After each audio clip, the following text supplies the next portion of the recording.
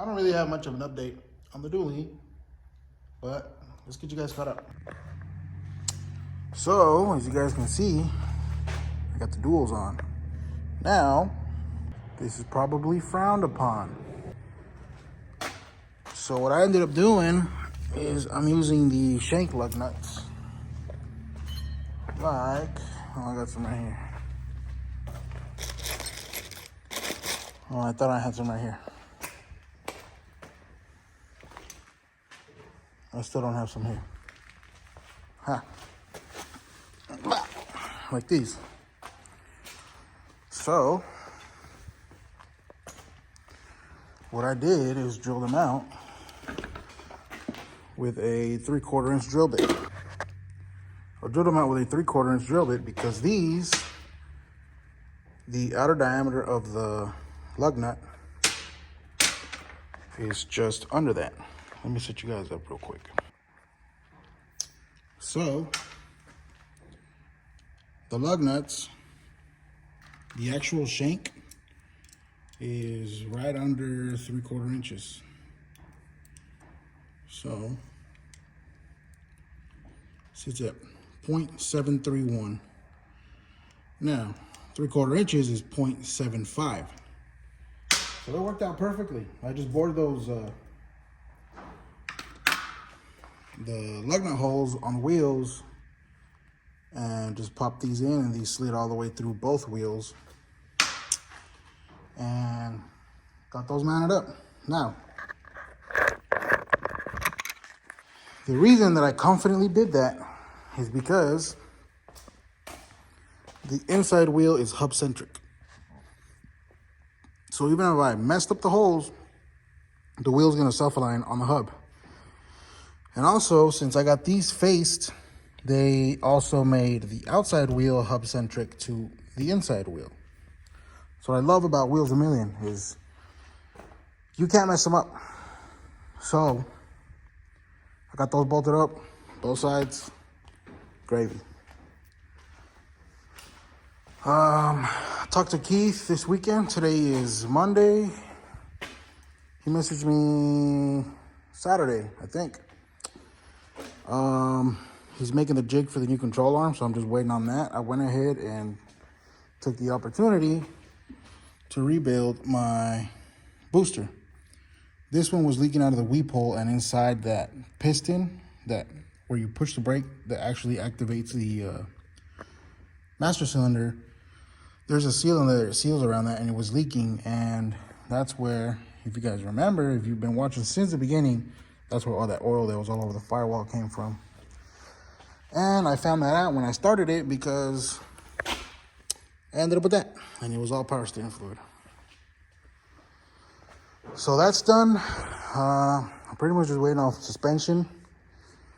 I cleaned up the dash that the homie Ephraim brought by, and I'll probably start cleaning this up too. It really depends on work because the cold is here. Oh, look, it's up there. The cold is here. The days are fixing to start getting shorter because next weekend is the hour change. So I'm not gonna have any daylight. But yeah, another idea to talk to you guys about. So a while back I posted a video about these coilover airbags. These things are pretty sick. Now, just to be clear, I don't sell them anymore. I probably could get them again, but it was a lot of homework having to dig around and look for the thread pitch for coilovers, and there's 30 million brands now, so it's impossible to sustain that. And most of the people that are trying to go to these is either a bunch of eBay coilovers or like Racelands or a bunch of cheap shit. And these aren't really that cheap, especially if you're guessing at the thread pitch that you need and all that. So what I will do is show you guys how to figure out what thread pitch to order for your coilovers. I don't have a coilover here, but we can do all that based on the measurements on the bag. So let's do that. First thing you'll need is a caliper. It doesn't have to be anything super fancy or like huge like this one. I use this one for like my push rods and stuff. But you need a caliper. What you want to measure, if you have your strut, is the thickness of the strut shaft, because that's what goes through here. You also want to measure your thread pitch. That's diameter times the number of threads that you have. And I think that's per millimeter. So I want to say these are, I had these on my scale coilovers and I still have the full set. But I think these are M52s by 1.5. So it's 52 millimeter strut shaft or strut body, 1.5 threads per millimeter. And it had a 12 millimeter strut shaft. So a lot of people always ask me, well, how do you get it to seal? On the strut, you should have a smooth part and a threaded part, like where the strut starts. I'll find a picture online.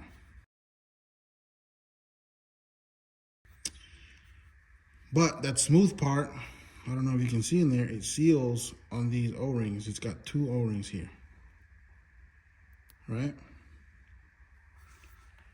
So that smooth part of the strut is going to seal right there. And then your threads go the rest of the way. Now, some people want to put silicone on here. Don't do that. You just need a little bit of grease, some high temp grease or something pretty thick, just so it lubricates the O-ring and it seals that. Now, under this side, you need, what I would do is, where you have your strut shaft, a lot of them have like a, say this is your strut shaft, they have like a step up or a step down for like the threads on the actual pillow ball or the mount. So what I would do is drop a washer in there, right?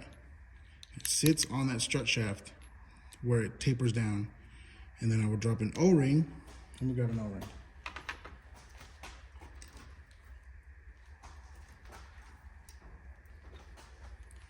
So I get a washer. Now, the inside of the washer has to be about, pretty close to the outside diameter of that strut shaft, right? Once you drop your washer, then you drop your O-ring. And then your O-ring is gonna seal the washer, the strut, and the bag itself. So technically, you would run it in like this, right? Just like that. And this would seal against that O-ring that we dropped in there. And then the rest of this just threads in on the strut. Now, a lot of people want me to find coilover or airbags for like so-and-so coilover or so-and-so coilover. I know there's places now that like AliExpress and a bunch of other ones that sell these super cheap. I think they're like 50, 60 bucks a pop. And I know a lot of retailers selling them for like 200 bucks a pop. But if you can figure out your thread pitch, you can get a pretty good deal on a full set. You can probably get a full set for like 250 bucks shipped. I mean, yeah, they're Chinese, but they work. So let's measure these out.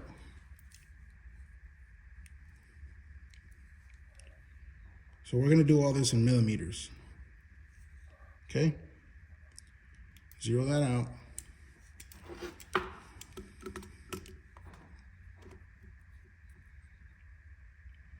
There you go. 50.5, let's call that 51. You guys, I know I said 51, but it's actually 52 millimeters because I messed up the measurement here saying that it's 51, but it's actually the outside diameter of the threads, not the inside diameter of the threads. So it's actually 52. Now you're gonna want to try to measure. It's gonna be hard because I have to measure the inside threads, but if you have your strut, it's easier to measure it on the body.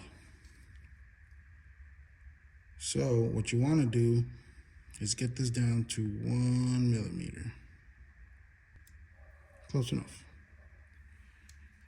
Now, you're gonna count the threads on your strut that fit from tip to tip on that caliper. Now, I know for a fact this is like 1.5. But, you know, it's easier.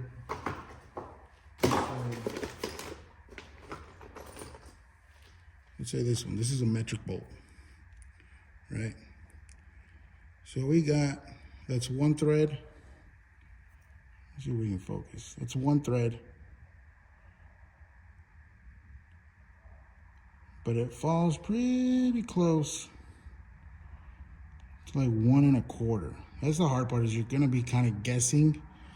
But I mean, most of the struts you have is like 52 by 1. You'll have a whole thread inside 1 millimeter or 1.5. There's some that are 2, but I've never seen like a 1 1/4 or anything like that. But I don't remember what this is from, but this is like a 10 by 1 1/4 bolt. But you get what I mean.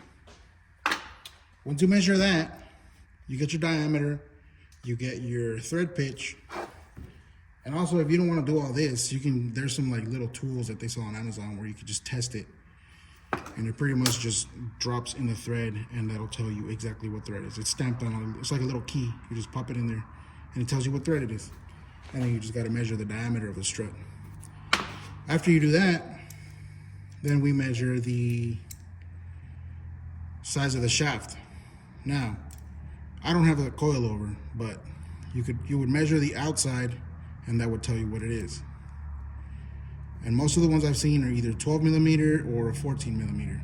A lot of the ISC Racing coilover stuff are 14 millimeter.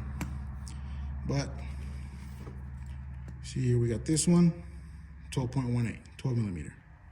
And then you just order the bag that you find for that size. So it'll be like this one will be M50 by 1.5, and then it'll have another number with like 12 millimeter. The 12 millimeter is this one. The M50 by 1.5 is gonna be the threads that you have down here. Now, I hope this helps you guys. Kind of rambled on a little bit about it, but you know, if you guys have any questions about these coilover bags, these double bellows are super cool because they don't give you a whole lot of lift. It's maybe 4 inches, but on a car, it makes all the difference, especially if you're slammed. You know, you got expensive body kits, stuff like that. And you have tight clearance, like if you're real close to like the fender well, or you got, you know, really wide wheels. These don't take up a whole lot of space. They're pretty awesome, and they ride great. I had these on my RX-7, and it rode amazing.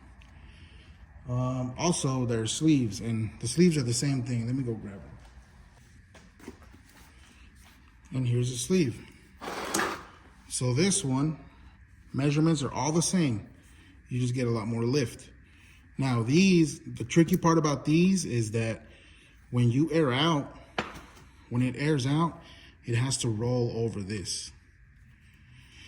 So, you know, as long as these are, you get a little more lift, but because of the way the bag is designed, it takes a lot more pressure, which in turn gives you a much stiffer ride. They work. You know, if you're gonna ride low with low pressure, it's perfect. Because if you want to like raise it up real quick, and you know, and I mean real quick, these air up pretty fast, but they also ride really rough if you have a lot of air in them. But if you're slammed, you know, you're trying to get up over like a speed bump, or you know, you're driving into a driveway or whatever, these will get you there, but you can't ride on them for, you know, like down the highway with this. This thing's gonna be like you're on hydraulics. It's horrible. If you want a good ride and a decent amount of lift, this is what you want. The slim double bellows. They're perfect, they're small, they're compact, they work great. So, I hope this helps you guys make the right decisions. That's all I got for now. It's getting cold out here. I hope you guys learned something with the bags. got any questions or whatever, drop them in the comments.